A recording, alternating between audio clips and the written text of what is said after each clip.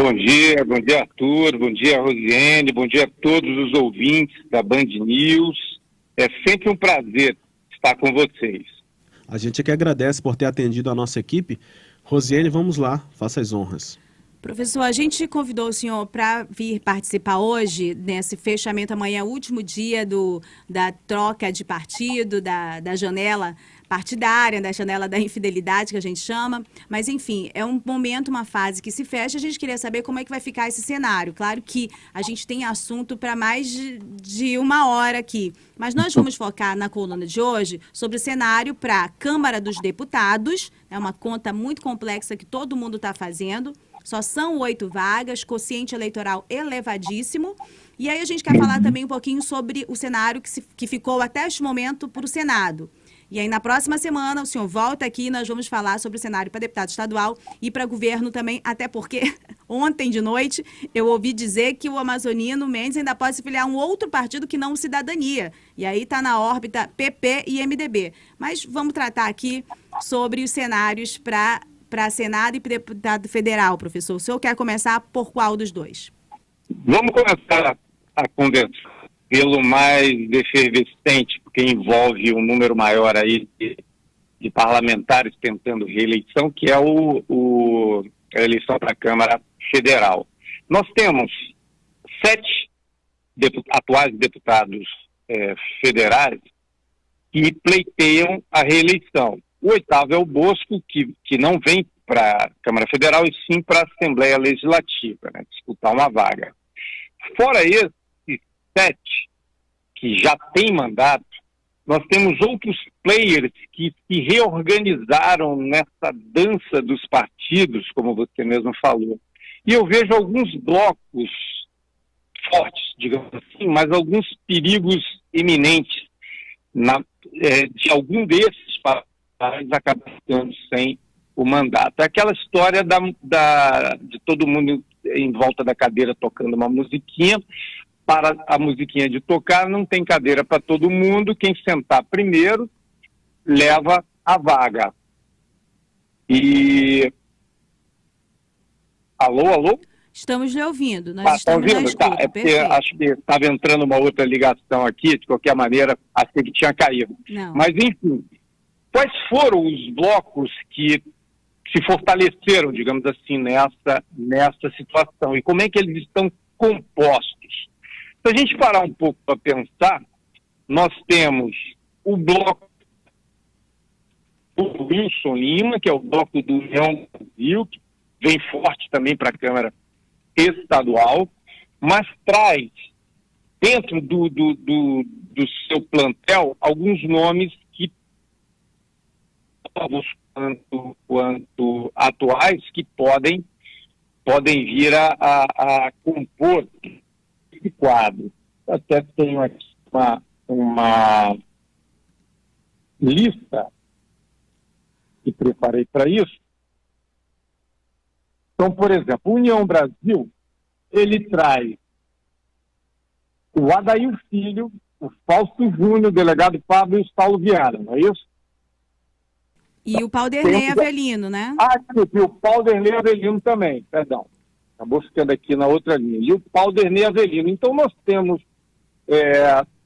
5 fortes candidatos. Quantos deputados federais a União Brasil vai fazer? Para fazer mais de um deputado federal, você tem que ter cerca de 330 mil votos, ou 300 mil votos somados, num conjunto de, no máximo, 9 na bancada. Ou seja, a possibilidade de colocar mais do que isso não existe. Cada federação ou cada partido que for concorrer, no máximo tem 9 nomes para colocar nessa conta aí. E você imagina que 300 mil votos para você conseguir com 9 é uma missão quase impossível de você fazer, não no caso do União Brasil, que eu acredito que deva fazer no máximo 2. Pode ser uma surpresa, na minha opinião, aí. Ninguém está falando muito dele na capital, mas no interior ele vem com muita força, que é o Adair Filho. O delegado Pablo perdeu, a meu ver, muito... Ele perdeu um partido, né? Ele tinha um comando de um partido e agora não tem mais. O René Avelino está bem com o governador, mas a base que ele montou foi na Secretaria Municipal de Educação, em Manaus. E não sei se a relação com o prefeito está tão boa quanto a relação com o governador. Então, acredito que é 1-2 nessa condição. A pior condição é o PSD, que tem 3 candidatos com mandato, que é o Marcelo Ramos, o Sidney Leite e o Átila Lins. Duvido que faça 3. O senhor acha que tem condições de fazer 2? Acho que 2 é possível. Professor, no meio político ontem as pessoas falavam que a chapa mais forte estrategicamente é essa apresentada ontem pelo PSD. O senhor concorda? Olha, eu concordo que ela vai fazer 2, com certeza. Mas não sei se faz 3. Sabe quanto precisa para fazer 3? 500 mil votos. Cidadania e a Conceição no PSDB, no PSDB, federação deles, né? A briga é para fazer um aí, se der. E na esquerda tem o José Ricardo, a Vanessa Graziotin, que tem condições, esse também tem condições, a meu ver, de fazer 2. 3 não, também. 3 não. 3 são 500 mil votos para você ter chance real de fazer o terceiro. Uhum. Então não é no mínimo 450 mil. Entendi. Para você ter condições reais de fazer o terceiro. O republicano vem de cima da Câmara sozinho. Mas o Silas está querendo fazer um só, que é ele mesmo.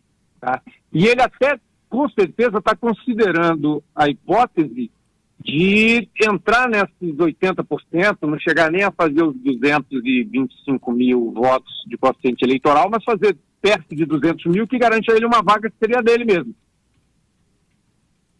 Uhum. Eu não esqueci ninguém aqui, até mesmo porque o MDB, que vinha de Fausto Júnior, não vem mais, também ameaçou Vidiamon, também não vem mais, ficou perdido aí no meio desse caminho. Não deve apresentar candidato. O resto é você procurar o que se chama na gíria de barriga e rabo, que são candidatos que tenham aí perto de 50 mil votos para fazer a barriga. Eles não vão ser eleitos, mas vão contribuir fortemente. São raros esses candidatos. E uma gama de outros potenciais candidatos acima de 10 mil votos para poder fazer essa diferença. Lembrando que ninguém com menos de 44, 45 mil votos entra, porque é preciso ter no mínimo 20% do quociente eleitoral para poder assumir a vaga. Mesmo que a federação ou o partido tenha conquistado essa vaga, só entra se o candidato tiver pelo menos 20% dos votos do quociente eleitoral. Então tem essas diversas cláusulas de barreira que complicam a vida, e essa conta toda que fecha com a janela amanhã ainda pode sofrer alterações com as movimentações nacionais que nós estamos vendo aí. Como, por exemplo, o PSDB está rachando nacionalmente com a questão da cisão da candidatura, não fecharam em cima da candidatura do João Dória. O Eduardo Leite está querendo formar ou sair para o PSD, ou fazer uma espécie de cisão interna. E assim como o PSDB, outros partidos estão conversando e vão poder continuar conversando até o final de maio, ou seja, amanhã fecha a janela para você trocar de partido. Depois de amanhã já era. Não pode mais trocar. Mas o partido que você escolheu, depois de muita conta na ponta do lápis, aliás, tem conta na ponta do lápis que não está batendo. Eu mesmo já tive a oportunidade de fazer algumas com a presença de alguns desses atores que eu mencionei agora, e a contabilidade, digamos assim, desses votos daria mais do que eu acredito que venha a ser a quantidade de votos válidos. Deve ficar aí não mais do que 1.700.000 votos válidos, 1.750.000 no máximo, não vai passar disso. E algumas dessas contas davam 2 milhões. Então não tem a menor possibilidade de algumas coisas que estão na ponta do lápis de alguns acontecerem. Uma delas é que todos esses blocos entram dizendo que vão fazer 2. Eu já ouvi alguns dizendo que vão fazer 3. Olha, vai ser uma surpresa muito grande se algum desses blocos fizer 3. Professor, só uma questão rapidamente para a gente esclarecer. O Arthur tem uma pergunta para lhe fazer, mas assim, para a gente comparar o quociente eleitoral, a expectativa desse ano para as 8 vagas que tem só o Amazonas para a Câmara dos Deputados, ele vai ser algo em torno de 220 mil. Para você fazer um deputado, você precisa alcançar ao menos 220 mil. Isso aí, 220. Agora, tem um número muito maior de parlamentares, né? Qual é o quociente eleitoral em São Paulo, por exemplo? Olha, tem que dividir o total de votos válidos pelo número de vagas. Eu não tenho esse número aqui, nesse momento, mas se alguém da produção puder nos ajudar, dando uma olhada nisso, ou então basta pegar o total de votos válidos do... Vou pedir ajuda aos universitários aqui, porque eu estou na Universidade do Amazonas aí já. Vê se você consegue ver para mim o quociente eleitoral na última eleição para deputado federal em São Paulo. Enquanto isso, a gente vai conversando. Certo. A conta do quociente é sempre a mesma. Você pega o total de votos válidos. O que são votos válidos? São votos nominais, quando eu votei em alguém, tá? E são votos de legenda, que é quando eu voto num partido. O voto de legenda tem uma curiosidade que talvez valha a pena a gente conversar aqui. Por que sempre os partidos que têm candidatos majoritários, seja para presidente ou para governador, têm uma quantidade maior de votos de legenda do que os outros partidos que não têm?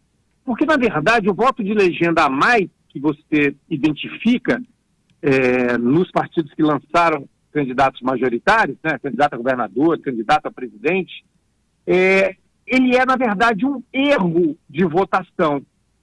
Porque o eleitor entra na cabine e acredita que o primeiro que ele vai votar é presidente ou governador.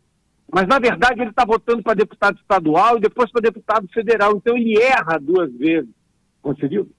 A internet não está ajudando aqui meus assessores.